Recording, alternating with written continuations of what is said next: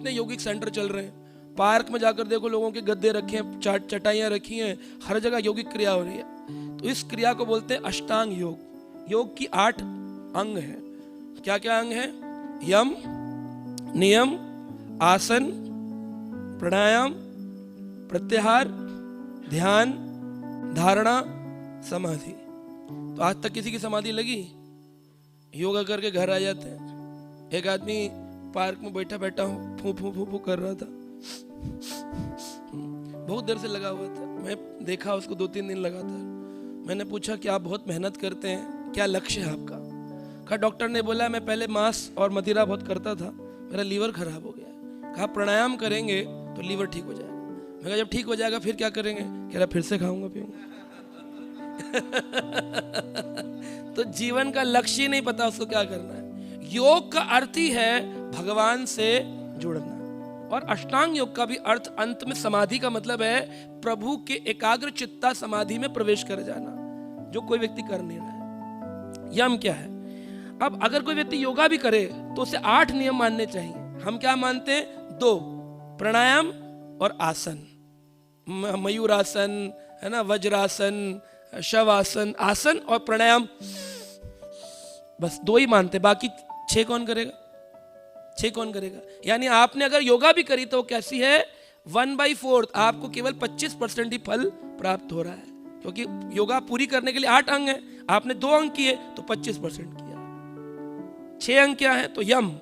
यम का अर्थ है कि आपको 5 चीजें पालन करनी पड़ेंगी। पहली है अहिंसा, हिंसा नहीं करनी है। मांस नहीं खा सकता योग करने वाला व्यक्ति, बुरा नहीं बोल सकता, किसी का दिल नहीं दुखा सकता, अहिंसा। दूसरा है सत्य वचन, उसको सत्य बोलना होगा। तीसरा है असत्य, वह चोरी नहीं कर सकता। रिश्वत खा रहे, चोरी कर रहे हैं, बड़े बड़े झूठ बोल रहे हैं, बिजनेस चला रहे हैं, सुबह योगा करते शाम को चोरी करते। फिर चौथा है ब्रह्मचर्य, संयमित जीवन जीना होगा, एक पत्नी व्रत या फिर बिना पत्नी के ब्रह्मचारी जीवन। फिर है अपरिग्रह, यानी उसको लालच नहीं करना, जीवन में लालच से परा चले जाए तो उसने यम का पालन किया। यम के कितने अंग हो गए? 5। क्या क्या? अहिंसा और सत्यता और असत्य, चोरी नहीं करना, 5वां। चौथा ब्रह्मचर्य और 5वां लालच नहीं करना। योगी ग्रीडी नहीं होता। योगा शुरू हुई थी, वो दुकान खोली, दुकान के बाद फिर क्या खोला पता नहीं, क्या बिजनेस हो गया। ग्रीड नहीं है। सामान बन के आ रहा, बाहर से स्टैंप हमारी है, ये क्या है? ग्रीड ही तो है। दूसरा है नियम। नियम क्या है? व्यक्ति को शुद्ध करने के अपने लिए जीवन में नियम, 5 नियम। शौच, शरीर स्वच्छ होना चाहिए। जब भी योगा करे स्नान करके करना चाहिए, मल त्याग करके करना चाहिए। 90% लोग कब करते हैं? सुबह उठकर बिना मल त्यागे या मल त्याग कर अशुद्ध क्रिया करते हैं। उनको शौच विधि लिखी है, शरीर और मन की पवित्रता। शरीर तो चलो नहा के कर भी लेंगे, मन कैसे पवित्र होगा? मन को पवित्र करना है तो कलयुग में एक ही मंत्र है, हरे कृष्णा कृष्ण कृष्ण हरे हरे, हरे राम राम। ये हो गया नियम। नियम का पहला अंग शौच। दूसरा है संतोष। संतुष्टि होनी चाहिए जीवन में। संतुष्टि नहीं है, वो व्यक्ति योगा कर रहा है तो फिर कैसे योगा कर रहा है? संतुष्ट नहीं है। हर भक्त को, हर व्यक्ति को जो योग में लगा, चाहे कर्म योग, ज्ञान योग, ध्यान योग या भक्ति योग, उसको भगवान से जुड़ने के लिए वो कर रहा है। कर्म के द्वारा भगवान से जुड़े तो कर्म योग, अगर ज्ञान के द्वारा भगवान से जुड़े तो ज्ञान योग, अगर ध्यान के द्वारा भगवान से जुड़े तो ध्यान योग, और भक्ति के द्वारा भगवान से जुड़े तो भक्ति योग। अब कोई भगवान से जुड़ने के लिए तो कर नहीं रहा। कर्म योग वाला आदमी कहता है, दी गीता में लिखा है कर्म प्रधान विश्व रच राखा, जो जस कर हित तस फल चाखा। कर्म करना चाहिए, कर्म प्रधान विश्व रच राखा। इस सृष्टि को बनाया प्रभु ने कर्म के लिए। अब कर्म योग के लिए बनाया कि कर्म के लिए बनाया? कर्म योग के लिए बनाया। कर्म योग पहली सीढ़ी है भक्ति योग तक आने के लिए। भक्ति के 6 स्तर बताए श्रील रूप गोस्वामी पाद ने। पहला क्या है? पहला बताया है व्यक्ति भक्ति के साथ साथ कहते हैं स्वधर्म पालन। गीता में क्या कहा भगवान ने? स्वधर्म पालन। चतुर्वर्णम मया सृष्टम गुणा कर्म विभागशः, गुण और कर्मों के आधार पर अपना वर्ण आश्रम पालन करो। ये कौन सी स्थिति है? पहली स्थिति है। रूप गोस्वामी पाद क्या कह रहे हैं? पहली स्थिति है स्वधर्म पालन, दूसरी है प्रभु अर्पण। जो भी कर्म करके आए वो प्रभु को अर्पण कर दे। बोले मैं इतनी मेहनत करता हूं, महीने में ईंट लगाता हूं मंदिर में, ये कौन सी स्थिति पे है? दूसरी स्थिति पर है। अभी उत्तम भक्त नहीं हुआ है, दूसरी स्थिति पर। तीसरी स्थिति पर क्या आया? बोले सर्वधर्मान परित्याजम, तो उसमें स्वधर्म में चला जाएगा। सर्वधर्मान परित्याजम मामेकम शरणं व्रज अहम त्वं सर्व पापेभ्यो मोक्षयिष्यामि मा शुचा। उसमें फिर आपको स्वधर्म त्याग कर देना। फिर कौन सी स्थिति आ गई? बोले चौथी स्थिति है ज्ञान, शास्त्र पढ़ना, स्वाध्याय करना, ज्ञान मिश्रित भक्ति। ज्ञान की मिश्रित में भक्ति करेगा, ज्ञान पढ़ेगा, लेकिन उसमें ज्ञान के साथ साथ प्रभु भक्ति का प्रेम तो डेवलप नहीं हुआ, अहंकार आ गया। मुझे इतना आता है, मुझे इतना आता है, मुझे इतना आता है, तुमको क्या आता है तुझे मैं बता दूंगा, उसको क्या पता, मेरा सुनो तेरा सुनो। ज्ञान मिश्रित भक्ति, ज्ञान तो है लेकिन मिश्रित है भक्ति। फिर पांचवें स्तर पर रूप गोस्वामी कहते हैं ज्ञान शून्य भक्ति। ज्ञान शून्य भक्ति, ज्ञान होगा लेकिन क्या कहेगा? कहेगा मुझे कुछ नहीं आता, मोसमा पतित प्रभु ना पाई विहार, मैं बेकार हूं। अपना के श्रेष्ठ है ये, पहले बहुत ज्ञानी होगा, सारे शास्त्र आते होंगे, मूल उसको मालूम होगा, अपना के श्रेष्ठ है ये, माने अति दीन और अपने को दीन मानेगा। अरे मैं तो कुछ नहीं हूं, यूजलेस, प्रभु की सेवा में बेकार हूं। ज्ञान शून्य भक्ति। फिर जब जाएगा उत्तम स्तर पर तो फिर प्रेमा भक्ति का मूल प्रारंभ होगा, जहां ज्ञान समाप्त होगा कि मैं कुछ हूं, वहां प्रेमा भक्ति प्रारंभ होती है।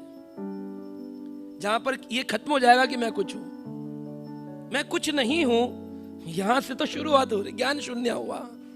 फिर प्रेम, अनुराग, वो तो बहुत ऊंची बात है। तो 6 स्तर पर भक्ति चल रही है। अगर कोई व्यक्ति अभी वर्णाश्रम में ही अटका है और सोच रहा है मैं कर्म कर रहा हूं और कर्म बस यही है, कर्म करो, अच्छा, किसी से बुरा मत बोलो, ये मत, अच्छा है, लेकिन ये पहली सीढ़ी है, फर्स्ट स्टेप टुवर्ड्स कृष्ण, भगवत प्रेम की ओर पहली सीढ़ी है ये। तो नियम का शौच, संतुष्टि। तीसरा अंग है तप, तपस्या करना, संयमित जीवन जीना। चौथा अंग है स्वाध्याय, शास्त्र अध्ययन करना। तो पहले जमाने में योगी गुरुकुल में क्या करते थे? बच्चे बैठ करके शास्त्र पढ़ते थे। आज भी आप जाएं गुरुकुल में, रामायण पाठ हो रहे हैं, गीता पाठ हो रहे हैं, लेकिन यहाँ पर कितने लोग आते हैं इस्कॉन में, हरिनाम तो करते हैं, प्रसाद तो पाते हैं, लेकिन शास्त्र नहीं पढ़ते। गीता क्लास, भागवत क्लास में कितने कम है ना? अभी यहाँ पर रथ यात्रा होगी तो कितने लोग होंगे शाम को, है ना? अभी आप यहाँ पर लिख दो, मैसेज भेज दो, दीप दान का कार्यक्रम, गौ पूजन, लाइन लग जाए, बहुत सारे लोग। क्रिया में विश्वास है ना, क्योंकि अभी ज्ञान स्तर तक भी नहीं है, फिर ज्ञान शून्य होना, वो तो पहले ज्ञान होगा, फिर ज्ञान शून्यता का स्तर आएगा, तब प्रेम का स्तर आएगा। तो अभी तो उनको भागवत के प्रति रुचि उत्पन्न नहीं हुई। कह रहे ठीक है, जो है सो है, ठीक है, प्रभु जी का काम है बताना, है ना, कुछ एक आधा 2-4 ब्रह्मचारी, इनका काम है पढ़ना लिखना, आगे हम तो प्रसाद पाने आते हैं। हरे कृष्ण, गोविंदा रेस्टोरेंट चलना चाहिए, बढ़िया प्रसाद पाओ, हरि बोल हरि बोल, वो भी पाओ, उसका अंग है, लेकिन मूल है नियम के अंदर स्वाध्याय। श्रील प्रभुपाद जी ने, आचार्यों ने, जीव गोसाई पाद ने इतने ग्रंथ लिखे, पढ़ेगा कौन? श्रील प्रभुपाद जी को अगर ये कहना होता हरि नाम ही सार है, बाकी सब बेकार है, तो वो ग्रंथ लिखते नहीं। उन्होंने रात को जाग जाग के क्या लिखा ग्रंथ। हरि नाम क्यों नहीं बांटते? रेड लाइट पे खड़े होकर के जप माला ले लीजिए, एक माला करिए, कोई भी ले लेगा। क्या बांटते हैं? पुस्तक वितरण। क्यों? क्योंकि शास्त्र ही सार है, books are the basis. Base होगा तो उसके आधार पर बिल्डिंग बनेगी, तब हरि नाम जपा जाएगा। बेस ही नहीं है, ज्ञान ही नहीं है, शास्त्री नहीं है, हरे कृष्ण कृष्ण कृष्ण हरे हरे हरे राम, थोड़ी देर अरे कितना, अरे कितना कितना कितना, अरे हरे हरे राम, अरे 2 माला और रह गई, अरे कितना, अरे कितना कितना कितना, अरे हरे हरे राम। मन तो हरे कृष्णा बोल रहा है, लेकिन मन में कितना बाकी है? 2 माला और 4 माला है, बर्डन है। अरे कितना कीर्तन चल रहा होगा, उसमें नाचेंगे नहीं, गाएंगे नहीं, उसमें हरे कृष्ण माला लेके हरे कृष्ण नम नम, क्योंकि सुबह 16 माला उठिए नहीं टाइम पे, है ना? शॉप में घूम रहे, बैठे इधर उधर, सब जगह माला करते रहते। ये क्या 64 माला वाले हैं? ना ना, 16 ही पूरी नहीं हो रही। स्थान ढूंढ रहे, कहीं तो टाइम मिले जप करने का।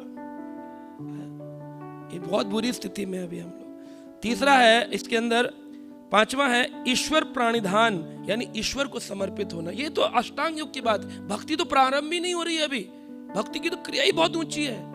ये तो केवल सिद्धि और यौगिक प्रक्रिया के लिए यम और नियम। स्वाध्याय। तीसरी स्थिति आसन। तो आसन कैसे लगाने? स्थिर सुख आसन सबसे बड़ी आसन है। ये जो है ना, इसको कौन सा आसन बोलते हैं? सुख आसन, जिसमें सुख मिले। इसी में दुख मिल रहा है लोगों को आजकल, ऐसे नहीं बैठा जाता। कितने लोग कुर्सी का इस्तेमाल कर रहे हैं, देखो। ये सब सुख आसन में नहीं बैठ सकते, क्योंकि शरीर साथ नहीं दे रहा कलयुग में, है कि नहीं?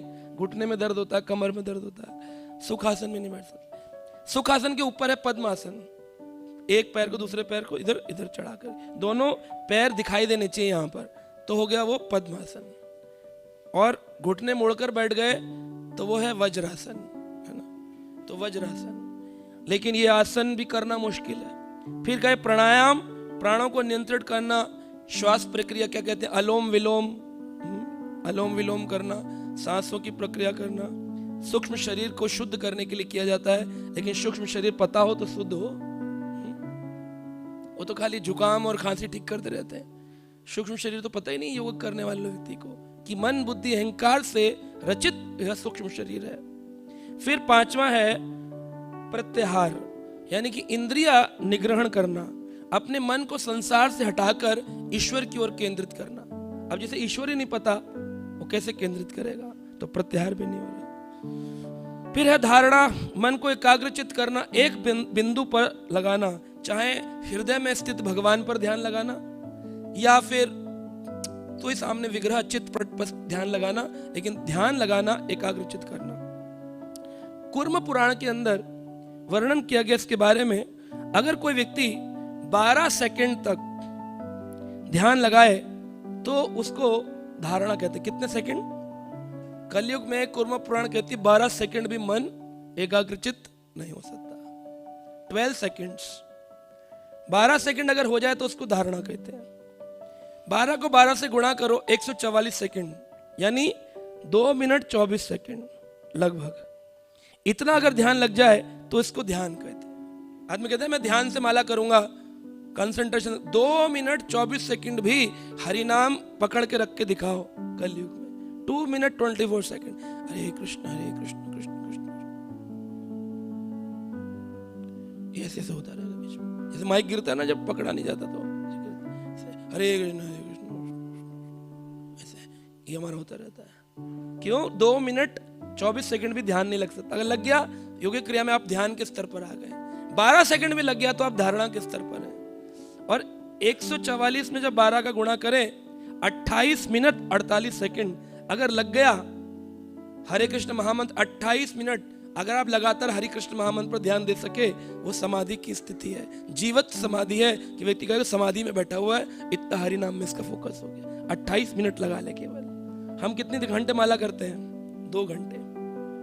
मन कितनी देर लगता है? 1 मिनट 2 मिनट भी नहीं लग रहा है ना। मन भागता रहता है। हर मन के पे प्रयास करते हैं कि अब की बार लगाऊंगा, 16 माला हो जाती है, लग ही नहीं पाता।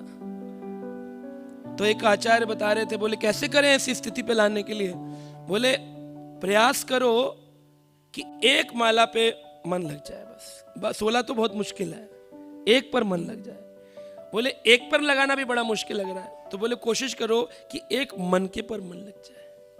एक मनके पर लग जाएगा 12 सेकंड का, तो धीरे धीरे फिर 2 मिनट तक बनेगा, फिर धीरे धीरे वो 28 मिनट पर आएगा। तो जब जप करें तो कम से कम एक मंत्र तो ध्यान से बोले, हरे कृष्ण कृष्ण कृष्ण हरे हरे, हरे राम राम राम हरे हरे।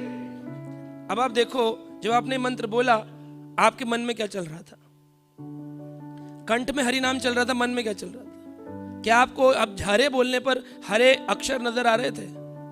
कृष्ण बोलने पर कृष्ण अक्षर नजर आ रहे थे? राम बोलने पर राम अक्षर नजर आ रहे थे? पहले नाम, फिर जब आप हरे बोलेंगे तो राधा रानी का रूप आएगा, नाम रूप, फिर रूप आने लग जाएगा। जब हरे बोलेंगे तुरंत हरे बोलते ही रूप नजर आएगा, और कृष्ण बोलते ही कृष्ण साक्षात्कार होगा। नाम प्रकट होगा, फिर रूप प्रकट होगा, फिर गुण प्रकट हो जाएंगे, राधा रानी के संपूर्ण गुण आपके हरे बोलते प्रकट हो जाएंगे। और फिर लीलाएं आएंगी उनकी, जैसे सनातन पाद और शिला रूप गोस्वामी पाद को दिखती हैं। नाम, फिर रूप, फिर गुण, फिर लीला। तो जब हरे कृष्ण बोले तो हरे बोलते हरे शब्द, कृष्ण बोलते कृष्ण शब्द। हरे कृष्ण कृष्ण कृष्ण हरे हरे। कोशिश करके देखें फिर से एक बार। हरे कृष्ण कृष्ण कृष्ण हरे हरे हरे राम राम हरे हरे। अब सच सच बताइए, सबको दिखा 16 नाम दिखे? 16 बार? हाँ, ऊपर नीचे दिख रहा है, सही नहीं दिख रहा ना? एक नाम नहीं दिख रहा 16। ये कलयुग की स्थिति। कुर्म पुराण में लिखा 12 सेकंड ध्यान नहीं लगा सकता कलयुग में। इसीलिए तो पहले 2 घंटे का लेक्चर होता था, बोले इतना नहीं सुन सकते, श्रवण इंद्रिय कमजोर पड़ गई हैं। बोले फिर छोटे वीडियो बनाए हम लोगों ने 5 मिनट के, बोले उतना भी ध्यान नहीं लग रहा। अब रील बना रहे आजकल 1 मिनट के, उससे भी ध्यान नहीं लग रहा। अब क्लिप शॉट आ गए 15 सेकंड के, उससे भी ध्यान नहीं लगेगा। तो फिर वो पोस्टर बनाए जाते हैं, कुछ लिख करके कोटेशन 1 सेकंड के लिए नजर आता है। अब तो ध्यान उसमें भी नहीं लग रहा। कहता है पोस्टर आया था, कहाँ आया, निकल गया, मैंने देखा नहीं, उसका वो भी ध्यान नहीं लग रहा। ये स्थिति पर हमारा मन है।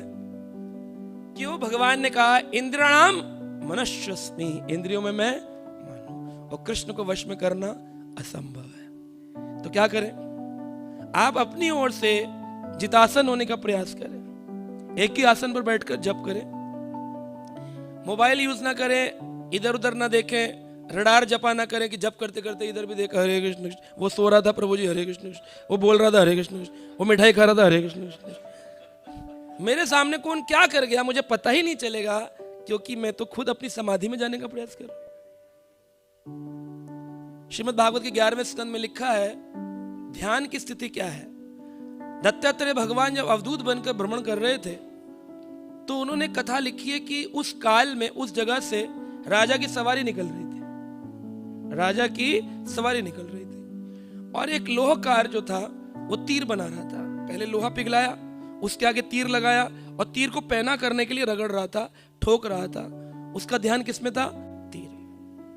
पीछे राजा की सवारी निकली, कई हजार घोड़े, कई सौ हाथी, राजा का रथ, ट्रम्पेट बजाते हुए, ड्रम ढोल बजाते हुए, नगाड़े पीटते हुए, जय हो राजा जी महाराज की, जय हो राजा जी महाराज की, धम धम धम धम, इतना बड़ा निकला, फूल गिरे हुए, पुष्प गिरे हुए, जय जयकार हो रही है।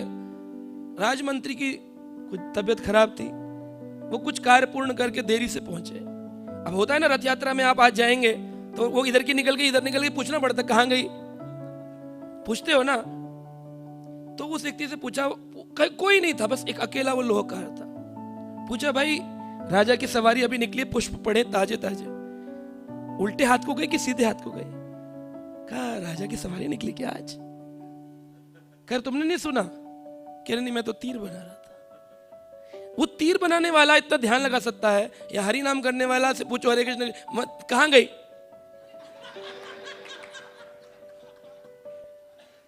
बताता है कि नहीं? उसका ध्यान ही नहीं है। नाम तो केवल श्रील भक्ति विनोद ठाकुर कहते हैं नाम तो लें पर नाम नहीं आए, नाम ले रहे हैं पर नाम आएगा नहीं। बहु जन्म करी यदि श्रवण कीर्तन, सब सुन रहे हैं और कर रहे हैं, तबु तो ना पाए प्रभु पदे प्रेम धन, फिर भी प्रेम नहीं मिल रहा। कारण क्या है? ध्यान पूर्वक एक मन का नहीं घुमा, एक मन का नहीं घुमा। 16 माला डिजिट कंफर्म नहीं करती है कि गोलोक जाएंगे। भगवान नियमाग्राही, 16 माला ग्राही नहीं है। भगवान क्या ग्राही है? भावग्राही। तो भाव पूर्वक करना है। 16 इसलिए दिया गया कि आचार्य की वाणी है, करना तो 64 चाहिए। भक्ति सिद्धांत महाराज तो कहते थे जब तक कोई व्यक्ति 64 माला का जप नहीं करेगा तब तक वो व्यक्ति भगवत धाम में नहीं जा सकता। चैतन्य महाप्रभु उसके घर का भोजन स्वीकार नहीं करेंगे। नमो महावदन्नाय कृष्ण प्रेम प्रदायते, माला कितनी करते हो? 4। महाप्रभु नहीं स्वीकार करेंगे, 64 माला चाहिए। तब किसी ने श्रील प्रभुपाद जी से कहा स्वामी जी ये तो बहुत मुश्किल है, कलयुग में 64 माला जपें और फिर भगवान चैतन्य को भोग लगाएं। महाप्रभु चैतन्य महाप्रभु ने कहा देखो, one who don't chant 64 round he is fallen. क्या है? One who don't chant 64 round is fallen. वो पतित आदमी है, 64 माला भी नहीं जप कर पा रहा भगवान की 8 घंटे 24 घंटे में से। और वन हु चैंट 64 राउंड्स ही कंसिडर हिमसेल्फ एज फॉलन। जो 64 करने लग जाएगा वो अपने को पतित मानने लग जाएगा। हमारा प्रॉब्लम है ये, हम 64 नहीं कर रहे इसलिए पतित मानते नहीं। ये बात पढ़कर तो अंग्रेज भक्त घबरा गए, बोले स्वामी जी इम्पॉसिबल, असंभव है। तो प्रभुपाद ने कहा भगवान कृष्ण के ऊपर निर्भर रहो, उनकी एक शक्ति है अघटन घटन पटियसी, असंभव को भी संभव कर सकती है। आप केवल कृष्ण के ऊपर निर्भर हो, कृष्ण ही हरी इच्छा से तुम्हारा मन भी लगेगा, तुम्हारा जब भी हो केवल कृष्ण पर शरणागत हो जाओ। तो बोले कि 64 तो नहीं कर पाएंगे, कहा 32 करो। कह 32 नहीं कर पाएंगे तो कहा कम से कम 16, इससे कम नहीं, इससे कम नहीं, इतना तो करना ही है। तो कम से कम बोला तो ज्यादा से ज्यादा। हमारी 12 बजे रात को भी 16 की जो दौड़ है वो लगी होती, ज्यादा से ज्यादा हो गया हमारे लिए, कम से कम नहीं है। हम तो इंतजार कर रहे हैं भविष्य में कोई आचार्य आए जो 16 का हटा करके कुछ 16 माला की जगह 16 नाम की 16 बार कर लो तो बस तुम भगवत धाम चले जाओ। उसी आशा में लोग बैठे हुए। 16 माला में ध्यान लगाना ये बड़ा इंपॉर्टेंट है। तो आपका मन ना भी लगे, एक माता जी है प्रभुपाद जी से कहती है मैं जब ध्यान लगाने की कोशिश करती हूँ लाल रंग की लाइट नजर आती है। प्रभुपाद जी ने कहा तुम ध्यान लगाती रहो, लाइट आनी बंद हो जाएगी। ध्यान लगाने का अर्थ क्या है? मन को नहीं लगाना है। ध्यान लगाने का अर्थ है सुखासन में बैठना है, हाथ में माला लेनी है और भगवत नाम के ऊपर अक्षर पे फोकस करना है। बस आपको अक्षर दिखाई दे रहा, मन भागे अमेरिका, कोई दिक्कत नहीं है। मन तो कृष्ण है ना, इंद्रणाम मनश्चस्मि, कृष्ण को कैसे वश में करोगे? तो मन को वश में नहीं करना है, आपको शब्द के ऊपर फोकस कर, उसे कहते हैं ध्यान, धारणा, समाधि। 28 मिनट समाधि लग जाएगी।